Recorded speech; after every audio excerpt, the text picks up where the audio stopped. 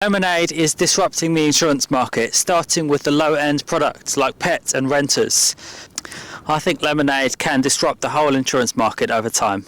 Everybody knows why badly managed businesses fail, but what's more interesting is how companies like Kodak or Nortel Networks seem to do everything right and still didn't survive.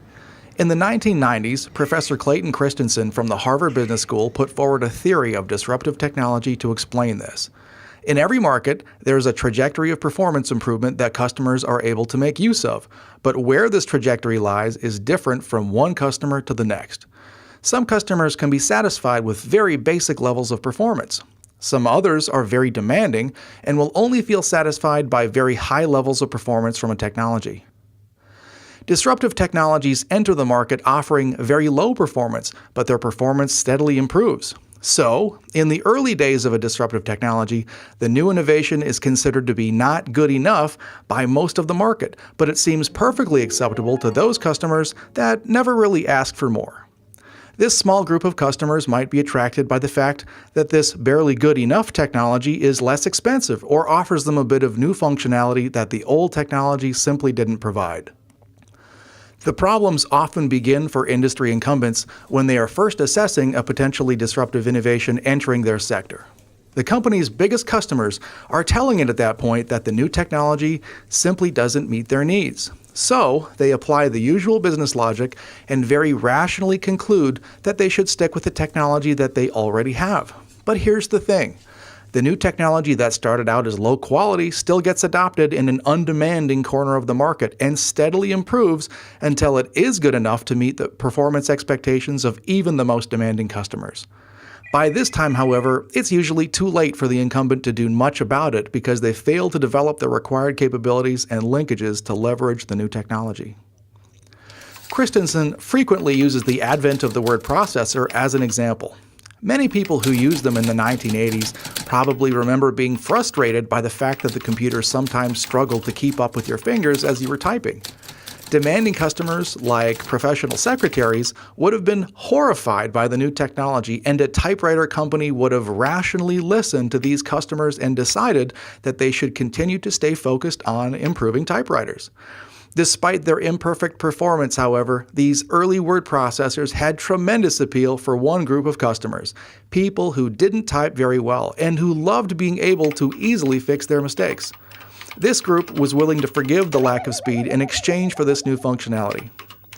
But as computers got better and faster, word processors steadily improved until even the fastest, most demanding typists were satisfied with the new technology. One of the interesting things about disruptive innovations is that they tend to have almost nothing to do with how radical the new technology is. Instead, what makes a technology disruptive is the fact that it isn't sustaining, which basically means that it isn't based on the same markets and value networks as what's already available. In that regard, the emergence of disruptive innovations is really almost as much of a management phenomenon as it is about the technology in and of itself. Disruptive innovations get a lot of attention in the business press because of the seismic shifts that they can deliver in industries. In this way, disruptive innovations are sometimes a force for renewal in the marketplace. And while they are responsible for failures of large companies, every one of these fatalities in the business world tends to be a new entrepreneur's success story.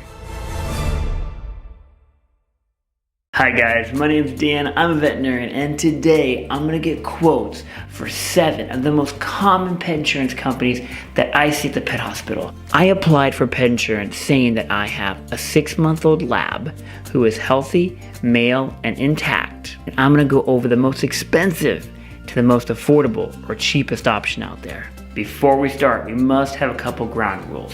1. The pet insurance company must be underwritten. The pet insurance company must have a deductible of $250. That means once you pay $250, the pet insurance company will start covering after that. And when they start paying, the pet insurance company must cover 90% of these expenses. And at a minimum, we want the pet insurance company to cover $10,000 of expenses a year. These are going to be the premiums you're going to pay once a month to carry the pet insurance. Trupanion is the most expensive option at $85 a month. This plan is unlimited. Number 6 is going to be ASPCA at $76 a month. Number 5 is Embrace at $64 a month. Number 4 is Pumpkin, just edging out Embrace. Number 3 is Figo at $48. Number 2 is Pets Best at $37.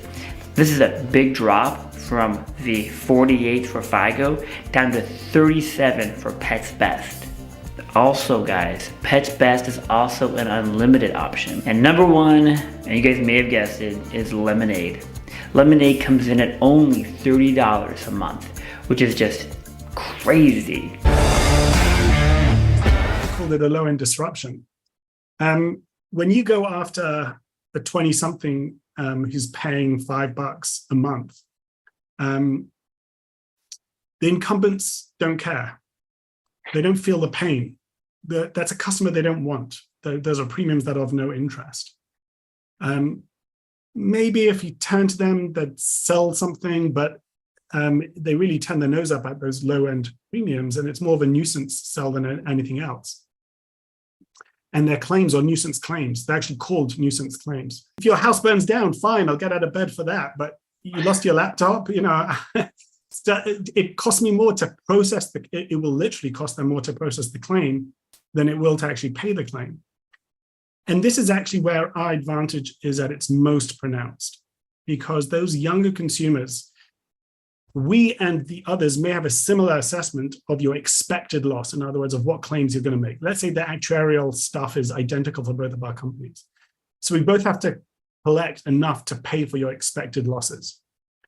But then we also have to collect our expense load on top of that, what it costs us to service your business. And that's where, since the denominator is so small, that's where we really shine, because Maya sold you that policy with zero incremental cost. Your human that you bought your previous policy for charged an absolute fortune for processing your policy.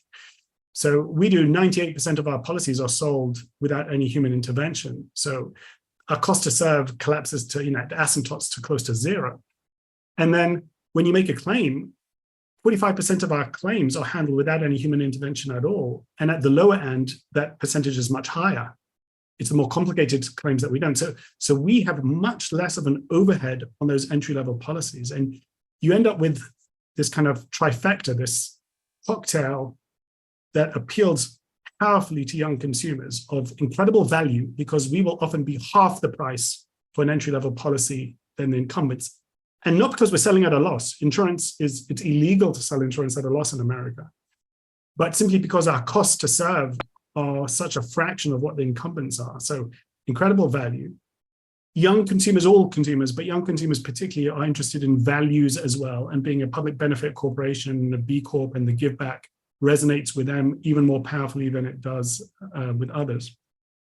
And then the tech. This is a generation who's not interested in speaking to dad's broker. They want to just do stuff on their cell phone. And if you can do it in 90 seconds while awaiting your coffee, then why would you do it any other way? See, you take that threesome together, and it means that we have a structural advantage in attracting young first-time consumers. And in fact, by all measures, we are probably the number one brand in America for young consumers buying their first policy today, which 6 years in is a pretty crazy thing to say, just in terms of market share. And then it's exactly what you were laying out, Matt. Once you have that customer, if you can delight them, and we work very hard to delight them and to get NPS levels that are unknown in the insurance space, they're much more familiar to Tesla customers than they are to insurance customers, then you have earned the right to grow with them. And that's why we've been working so hard to bring out new policies. When we IPO'd just over 2 years ago, we only did home insurance, home and renters. And since then, we've launched life, and we've launched pet, and now we've launched car. So we've really worked very hard so that we can service those needs as you grow through those predictable life cycle events.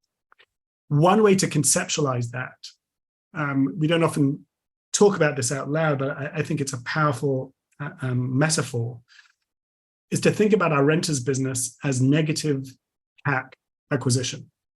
Potential homeowners, potential car policy buyers, potential pet, potential life. Then you realize that we've just acquired all of these customers, well over 1 million renters that we've acquired, who are paying us more than it costs us to acquire them, which is why I'm calling it negative CAC. And now we have captive audience who will go through these predictable life cycle events. And already today, about a third of our car policies, about a third of our home policies, about a third of our pet, and about a third of our life policies are sold to that cohort. So it's already, even though we're only a couple of years in, we're seeing some powerful dynamics unpack in that regard. We launched Renters 6 years ago, and the short gist of it, it's doing great. It's profitable. We've been growing this product for the past 6 years consistently, and according to Google, we now have 9% market share. We've sold $223 million of IFP, which is exciting, but compared to our aspirations, the more exciting number is 1.4 million customers. As Daniel talked about, these are customers who are first-time insurance buyers, who've never purchased insurance before, and these are future homeowners insurance buyers, life insurance buyers, car insurance buyers. All of them are going to graduate into those products with zero additional cost of acquisition. But we haven't even shifted our focus there, because many of these products are new to us. And what we're seeing is a lot of these renters are buying all of these products all on their own. In Q3 of 2022, $25 million of our IFP for our pet insurance business came just from renters. Speaking of pet, we think about pet insurance very similarly to how we think about renters. These are younger customers. Many of them are first-time buyers of insurance. We're excited about pet insurance also because of its market, which is essentially a blue ocean. Only 2.5% of households with pet have pet insurance. This market is growing 25% year over year, and we're growing 4 times faster. In the past year alone, we've doubled our pet business. And we just announced a strategic partnership with Chewy, offering Lemonade pet insurance to its 20 million online customers who are already used to buying pet insurance online. Okay, so how is Lemonade going to disrupt the insurance market? Well, the strategy is actually very well defined, and Daniel especially has articulated this very clearly. The strategy is tackle bits of the insurance market that incumbents just can't or don't want to address. So pet and renters are the 2 key products that I'm thinking of here.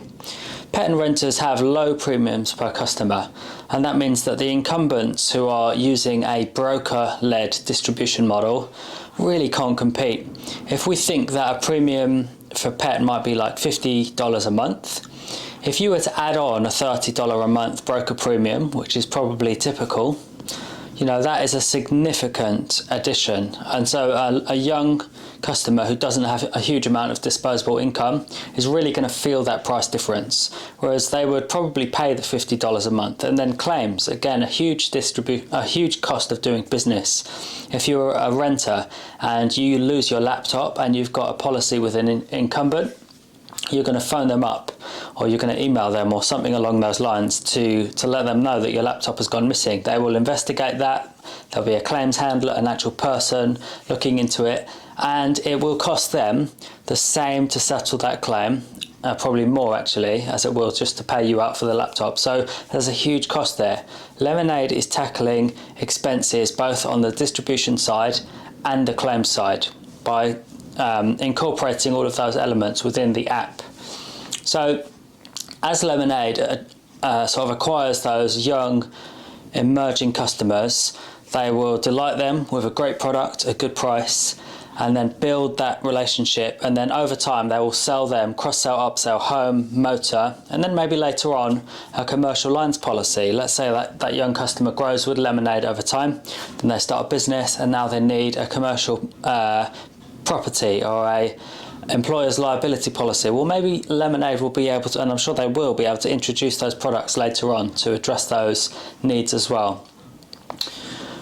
Let's look at another clip now where Neil meets with, Neil is a big Lemonade bull on Twitter. I'll link his profile below. Go follow him. He did an interview with Daniel Schreiber, which I'll also link below. It's a really fascinating insight and quite recent as well. And they covered a huge range of topics, so check that one out. But he did that interview, and this is what they had to say about this topic. Okay, and so at the company's founding as well, I could be wrong about this, but you guys have almost had this like Bezos like focus on customer centricity. Was that sort of a part of the founding principle of the company to always like delight customers and build that really long-term relationship? And so there was also and then there was also your I don't know if this was the sort of aim at the outset, but to capture customers at the low end using like products like renters and pet. Was that also part of the initial focus of the company right at the outset back in 2015, right? Yeah, so our formulation of our strategy has shape-shifted a bit, but its core has been fairly constant. Number one, if you think about a hierarchy, both in our brand messaging and in our strategy, and number one has always been technology.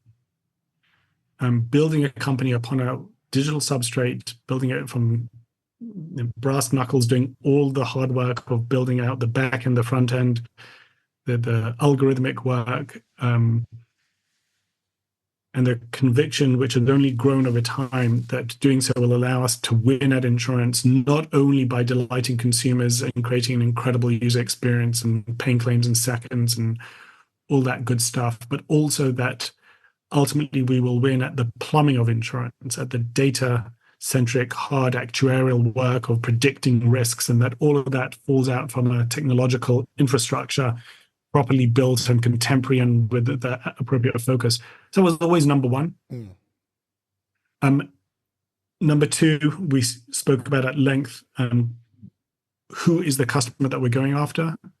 And we tended to skew young and tended to skew to first-time buyers of insurance, and that remains the case, with a view that this is a kind of a low-end disruption where you're appealing to customers that incumbents want the least and can service less well.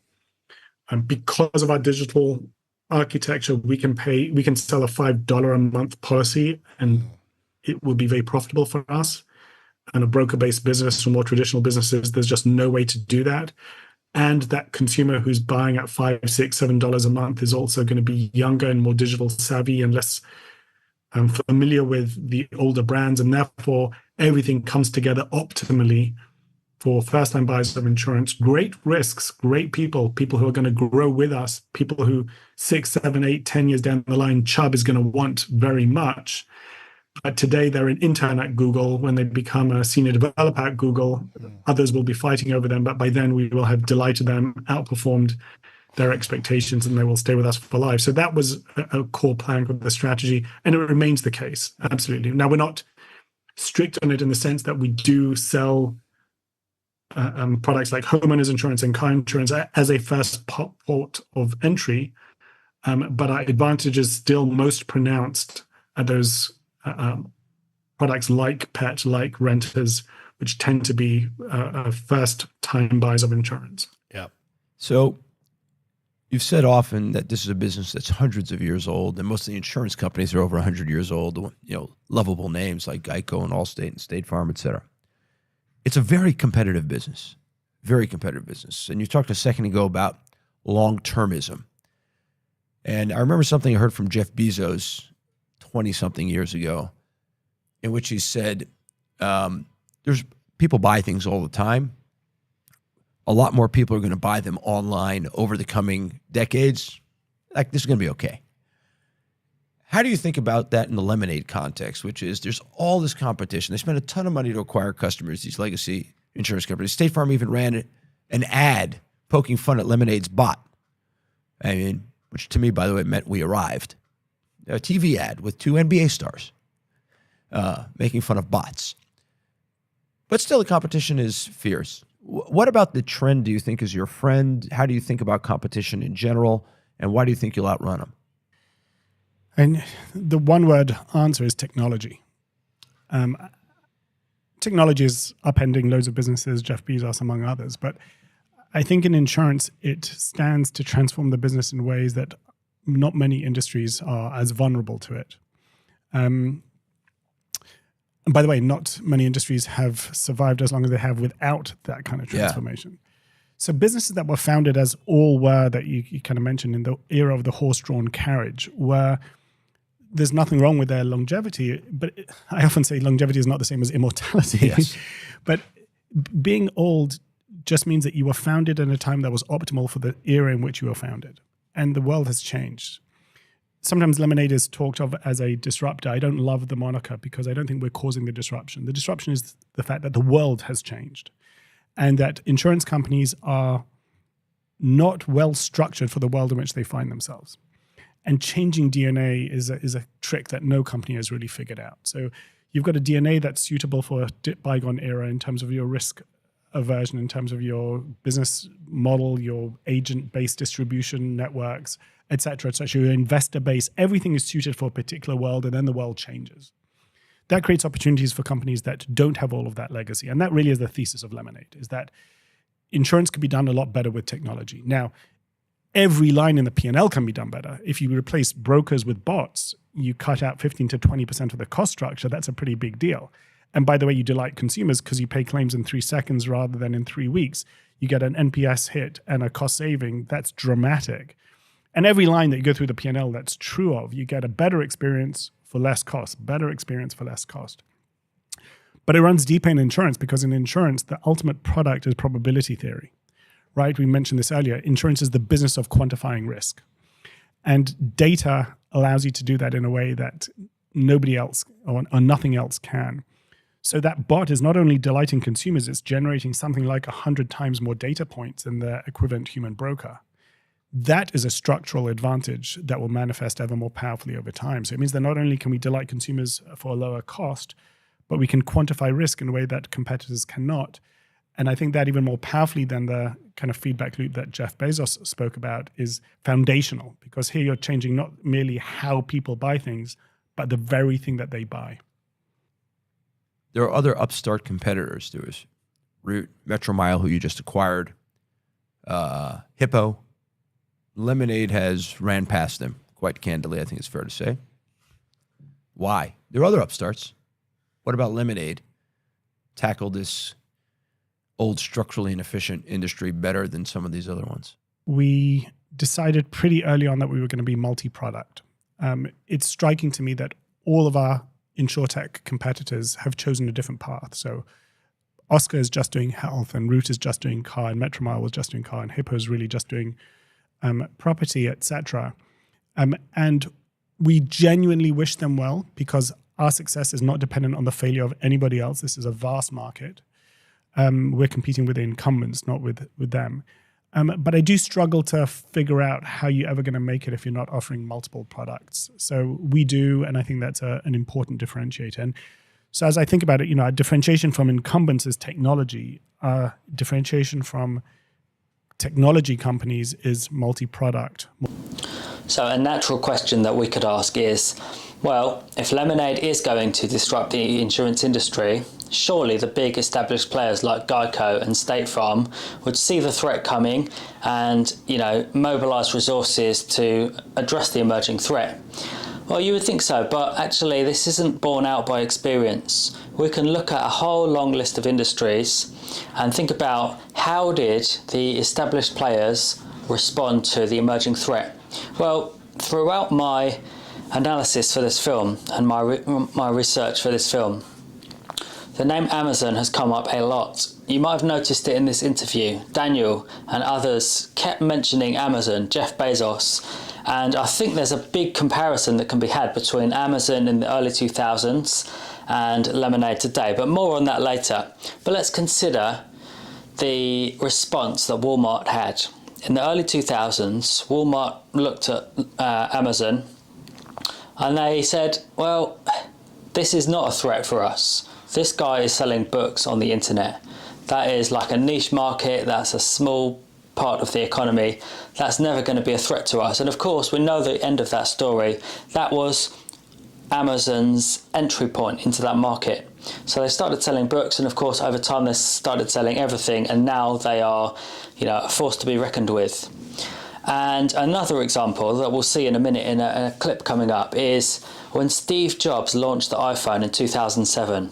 You would have thought, logically, that the established incumbents in that mobile phone marketplace, like Microsoft, Nokia, would have looked at the threat and said, hey, we need to do something about this. But what did they do? They dismissed it. They laughed at Steve Jobs. And a further example to round off this video will be when Netflix was emerging in the early 2000s and Blockbuster looked at the threat and again laughed. They had the opportunity to acquire Netflix for $50 million. They laughed them out the room, and the rest is history. Let's check out those clips now.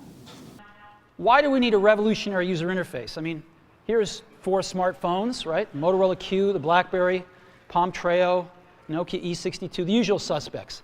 And what's wrong with their user interfaces? Well, the problem with them is really sort of in the bottom 40 there.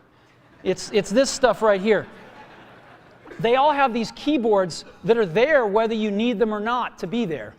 And they all have these control buttons that are fixed in plastic and are the same for every application. Well, every application wants a slightly different user interface, a slightly optimized set of buttons just for it. And what happens if you think of a great idea 6 months from now? You can't run around and add a button to these things. They're already shipped. So what do? It doesn't work because the buttons and the controls can't change. They can't change for each application, and they can't change down the road if you think of another great idea you want to add to this product. Well, how do you solve this? It turns out we have solved it. We solved it in computers 20 years ago. We solved it with a bitmap screen that could display anything we want, put any user interface up, and a pointing device. We solved it with the mouse, right? We solved this problem. So how are we going to take this to a mobile device? Well, what we're going to do is get rid of all these buttons and just make a giant screen. A giant screen. Steve, let me ask you about the iPhone and the Zune, if I may. The Zune was getting some traction, then Steve Jobs goes to Macworld and he pulls out this iPhone. What was your first reaction when you saw that? $500 fully subsidized with a plan? I said, that is the most expensive phone in the world, and it doesn't appeal to business customers because it doesn't have a keyboard, which makes it not a very good email machine. Now, it may sell very well or not. We have our strategy. We've got great Windows mobile devices in the market today. You can get a Motorola Q phone now for $99. It's a very capable machine. It'll do music. It'll do internet. It'll do email. It'll do instant messaging.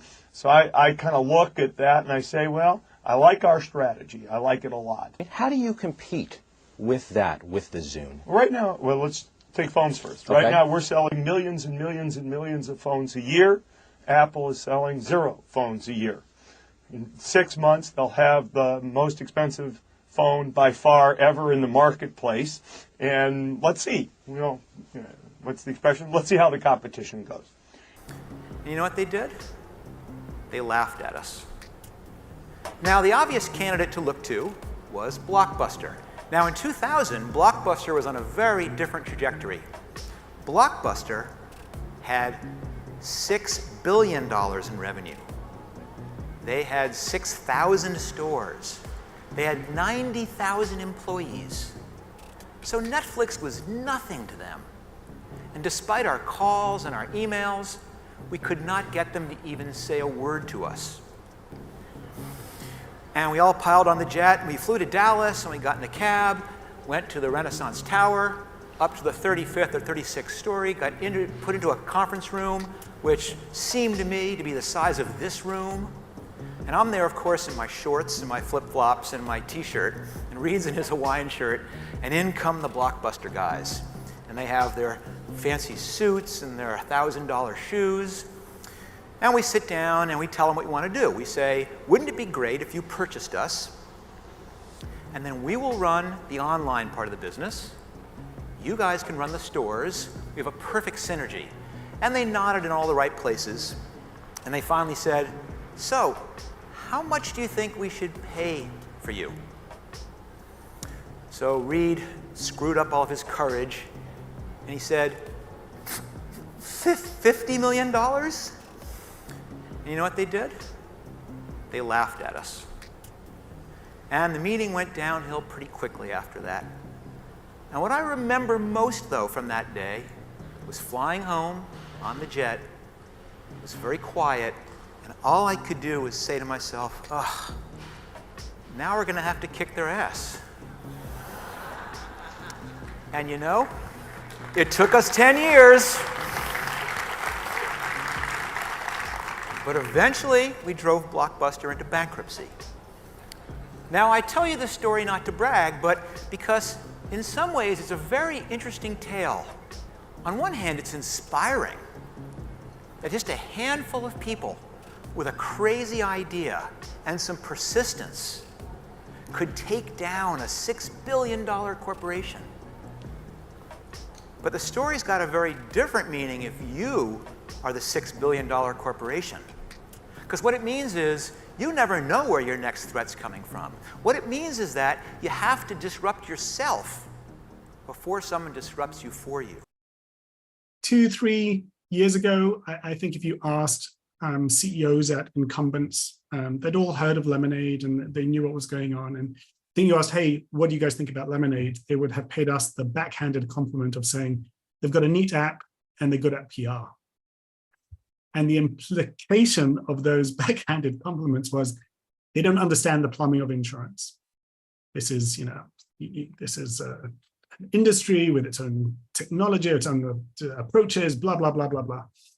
And what I was saying to my team 3 and 4 and 5 and 6 years ago is what people are seeing now, the 90 seconds to get a policy, the 3 seconds to get payment, all of that. That's the tip of the iceberg. That is the 10% of the iceberg that's above the waterline and that everybody can see. The real heft is the 90% of the iceberg that nobody sees, the parts that's submerged. And ultimately, that is what gives the iceberg its weight, and ultimately that's what sinks the Titanic. It's not the little bit that's sticking up above the waterline. So I hope this video has been helpful for you. I'm really excited about following the Lemonade story for the next few years, and I really believe that I can do very well with my invested capital. Ultimately, I don't think I want to sell Lemonade stock. It's a company that I am hoping to hold for decades into the future. I'm in my mid-30s, and I believe that over my 40s, 50s and 60s, Lemonade can pay me a quarterly dividend that will pay for my living expenses. So that's why I'm invested in the company. Nothing in this film at all has been financial advice, and it never will be.